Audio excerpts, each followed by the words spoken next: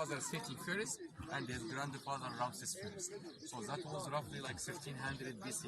He was the high general of the army during his father's time, and he get married with so many wives, foreigners, to make a good relationship. Some Africans, some Asian, some Libyans, to make a good relationship with the other countries. That's why until he finished his life, he get like more than 60 wives. But with all this number of wives, with all this number of children he had, he was in love with only one, Nefertari. Nefertari, and her name is Nefertari, which means that beautiful. She is coming, and it said that she was a Libyan girl, and he was in love with her.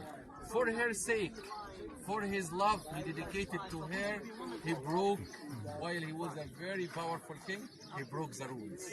And he started to build for her that beautiful temple. And it's never happened before or after. He is the only one did this for his wife, to build a complete temple for his wife, beside his main temple, with roughly same size. And the second thing, he broke it also from the rules, that her temple, it's decorated with 6 statues. 6 statues, 4 of them for him and 2 of them for her, but all of them they are same size. You remember they always doing the things smaller? For this, he did this, her statue same size of him, and that is a great honor and reflect how he loved Nefertari. Not only this, in the Valley of the Queens, he did a very beautiful tomb for Nefertari. That is the most beautiful tomb in both in Valley of Kings and the Valley of Queens. From the colors, which is still in very good condition, from such this amount of scenes inside. Maybe because she was nice enough to let him have 59 other wives. Can be. Jeez. Another theory. Abu Simbel, the surprise that it was totally covered by sand. And it was one Nubian guy called Simbel. And he knows that during the dunes moving, it was like sandstorm, and the sand moving, he found there is something appear on the top like a mountain.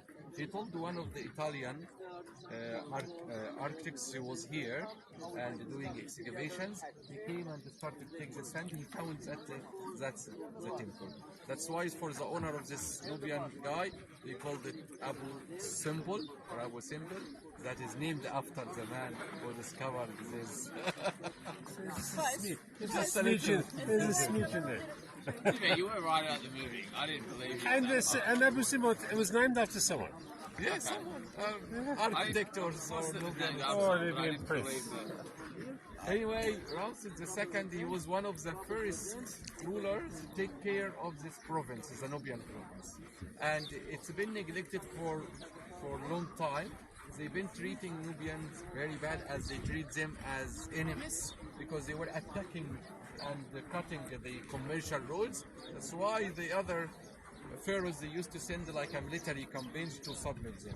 But he started to build a group of temples here to take care of the Nubian province and to let the Nubians feeling this good feel for national feeling, and they come and they mix with the Egyptians, come and worshipping the god and making the offering to the temples. As you see the temples, look at the east, the sunrise every day or every morning over the face of Ramses. These 4 seated statues, 23 meters height, each one different than the other. Look at the pictures showing Ramses with the different ages, as it took more than 20 years to carve and preparing the temple. But unfortunately, after they done the temple, it was a big earthquake during that time, during Ramses the second time, and they destroyed that statue. So that statue, it's already destroyed during the lifetime of Ramses by big earthquake. They couldn't fix it because it's only one block. All the temple in the whole world, they were only 3 rock-cut temples.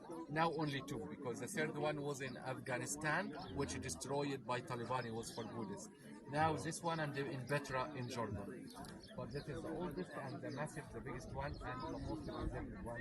This one for you will see it's starting with this 23-meter statues, and you will see showing Ramses with the double crown of Upper and Lower Egypt with the cobra to protect his face, and beside his leg and between his feet and legs, some smaller statues for some members of his family, some sons and daughters, mother and wives.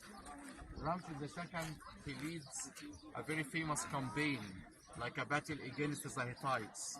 Hittites, they are the Syrians now, and this battle called the Kadesh, it's continued for 13 years.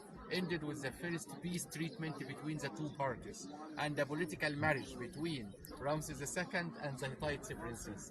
And he registered this marriage document and he put it to the left side. You will see there is like a small door or something there on the left. That is the marriage document, which is the first documented marriage also between Ramses and the Hittite. You will see there is a niche in the middle between the statues for the falcon with the sun disk on the top. That is Ra Horakhti, one of the dedicated temple for them. And more to the top, the end, there is a phrase of seated baboons. Can you see them? At the top, yes. Yes. The seated baboons clapping for the sunrise, adorating for Ra, and the clapping for the visitors who come to visit the temple. So they're clapping for you. Once you get into the temple from the main entrance, you will see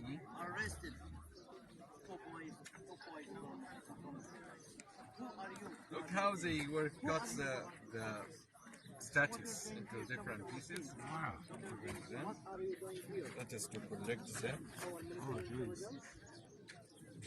You see? It's amazing. Yeah. I mean, not as amazing as building it, but still amazing. Yeah, to remove it, it's the concrete dome. They were preparing the massive concrete dome here. And that is the original temple. They were exactly on the line. Haluka. That is the Khaluka come to visit the temple.